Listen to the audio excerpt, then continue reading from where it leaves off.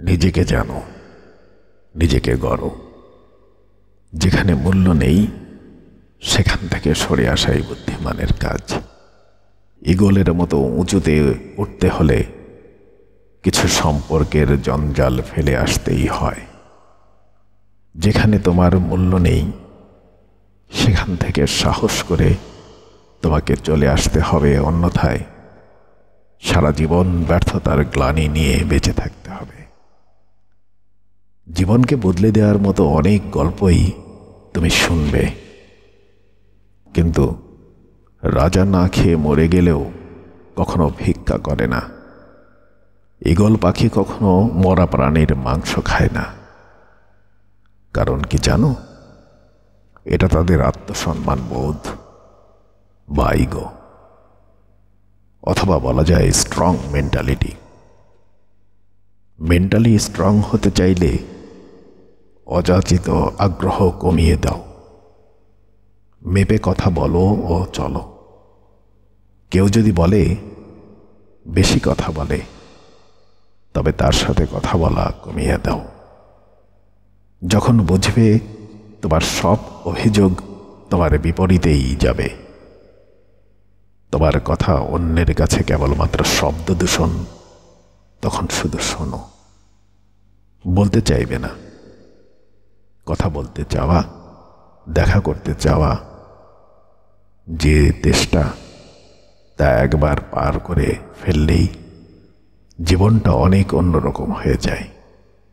ভয়ঙ্কর কথা বলার ইচ্ছেরা গলাকে আঁকড়ে ধরে না। একসাথে কথা বলার ইচ্ছের দায় যে তোমার একার নয়, এটা বুঝে গেলেই ঘ্যান ঘেনে ভাবটা চলে যাবে। তাকে ভালোবাসি, কিন্তু একসাথে যাপন চাই না। কারো প্রতি এরকমভাবে আগ্রহ চলে যাবার মতো কঠিন আর কিছু নেই। আগ্রহ চলে গেলেই হলেই হলো। এমন একটা ভাব নিয়ে দিব্যি ঘুরে বেড়ানো যায়। কে কি বলল, কে কি ভাবল, এগুলো নিয়ে বিরাট রকমের মাথা ব্যথা আর হয় না। মনে হয় যে যেটা জানে জানুক, সমস্যা নেই। কেউ আমার লাইফটা লিড করছে না।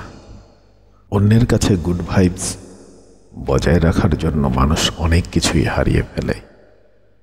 এমনকি গুড ভাইবস বজায় রাখতে রাখতে অনেক মাঝ সময়ে এসে জীবন অবধি হারিয়ে ফেলে।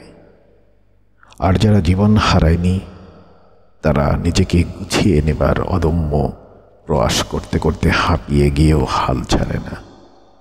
নিজের মধ্যে প্রচণ্ড পজিটিভ আনতে আনতে একটা সময় টের পাবে তোমার চারপাশটা নেগেটিভিটিতে ভরে গেছে। পজিটিভ মানুষ যেমন দেখতে সুন্দর, তেমনই তার স্ট্রাগল বেশি। অনুভূতি দিয়ে কিছু হয় না। মনের ভাব প্রকাশের জন্য শব্দ প্রয়োজন, বাক্য প্রয়োজন। ছোটবেলায় পড়া এই সহজ ব্যাকরণটা এবারে আয়ত্ত করে নাও। ঝগড়াঝাটির স্কিলটা নিজে থেকেই কমিয়ে দিও। শব্দ বাক্যের ঘনঘটা কমে আসলে মন খারাপগুলো থিতিয়ে যায়। নিজের কাছে পজিটিভ হয়ে আবার উঠে দাঁড়াতে পারলে দেখবে এই উঠে দাঁড়ানোর ভয়ঙ্কর শক্ত। এর মধ্যে ছিটেফোঁটা বাড়তি ইমোশন থাকবে না। যেখানে তুমি গুরুত্ব পাচ্ছ না, সেখান থেকে চুপচাপ সরে আসো।